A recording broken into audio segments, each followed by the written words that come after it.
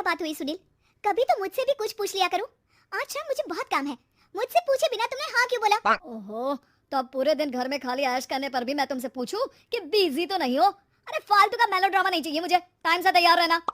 उसे सच में आज बहुत काम है बेटे, तू अकेले चला जाना। पहले पैसे कमा कर इनके खर्चे उठाओ और फिर नाटक देखो जरा। दोनों बाप बेटे हमेशा की तरह दोनों सास बहू को कड़वी बातें सुनाकर ऑफिस चले जाते हैं, जिसकी अब आदत होने पर वो दोनों भी किसी से कुछ बोले बिना अपने काम में लग जाती हैं। इसी तरह सुबह से शाम हो जाती है। मम्मी, समझ नहीं आ रहा, इतने सारे काम पड़े हैं जो कल सुबह तक अगर पूरे नहीं किए तब भी हम पर ही इल्जाम आएगा, और अगर पार्टी में नहीं गई तब भी सुनाएंगे। अरे इन कहो की तो आदत हो गई है बेफिजुल काय काय करने की। तू तैयार हो जा, काम मैं संभाल लूंगी। अब नेहा सुनील के घर वापस आने से पहले ही तैयार हो जाती है, जिस पर वो सुनील के आते ही पार्टी के लिए चले जाते हैं। वहां पहुंचकर हमेशा की तरह सुनील अपने दोस्तों में बिजी हो जाता है और नेहा एक कोने में खड़ी रहती है। रात बीतती है और अगली सुबह एक बार फिर वही रूटीन शुरू हो जाता है। इन लोगों को हमारे काम और जिंदगी की कोई अहमियत क्यों नहीं है? इन्हें कब समझ में आएगा कि घर में रहने वाली औरतें सिर्फ आराम नहीं करती। बेटा मेरी तो उम्र बीत गई यही सोचते हुए, पर आज तक ना वो बदले और ना जवाब मिला। लेकिन माँ, समय हमेशा एक जैसा नहीं रह सकता, इन्हें बदलना होगा।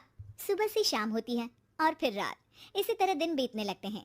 एक शाम सुनील और उसके पापा ऑफिस से जल्दी घर वापस आते हैं। तब हमें पार्टी में जाना है, सूट प्रेस करके दे दो और जल्दी तैयार हो जाओ। अरे तुम भी और घंटों मत लगाना, समझे? इसके आगे नेहा या सास को बोलने का कोई भी मौका ना देते हुए दोनों वहां से चले जाते हैं।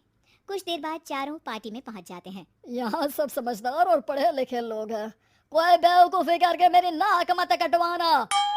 और तुम तो खासकर अपनी जुबान काबू में रखना, बहुत चलने लगी आजकल। आप लोगों की शायद हमेशा हर जगह हमें इंसल्ट करने की आदत बन गई है। अच्छा, जब शॉपिंग पर मेरे ही पैसे उड़ाती हो तब ये बगावत याद नहीं आती होगी। काम न काज की दुश्मन अनाज की। ऐसा बोलकर सुनील अपने दोस्तों के साथ चला जाता है और ससुर भी ऑफिस के लोगों के साथ गपशप में लग जाते हैं। लेकिन सुनील की बात से परेशान नेहा और उसकी सास वहीं एक कोने में खड़ी रहती हैं।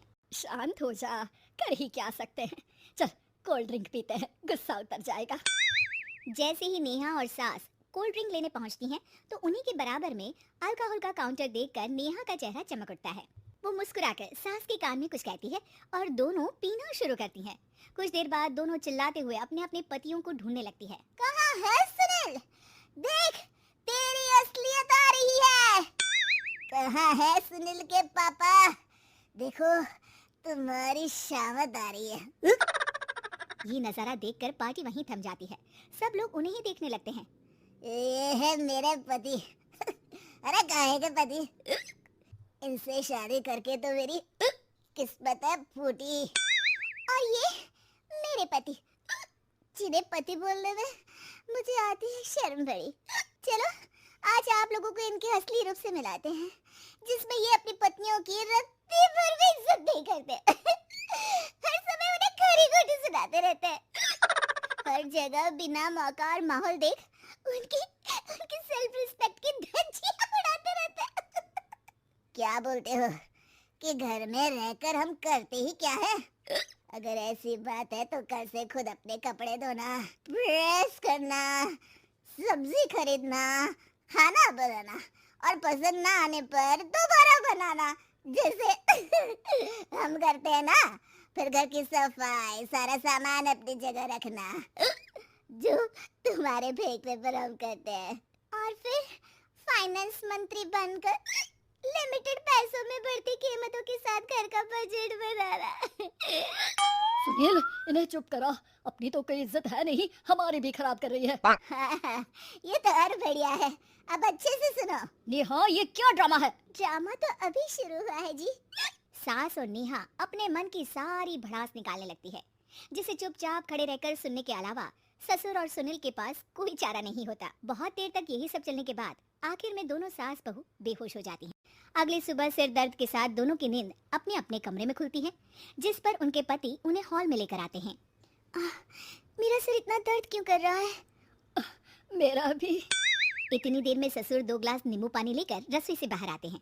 ये लो नींबू पानी, इससे सिर दर्द ठीक हो जाएगा। हम दोनों आपसे कुछ कहना चाहते हैं। सास बहू हैरानी से एक दूसरे को देखने लगती हैं।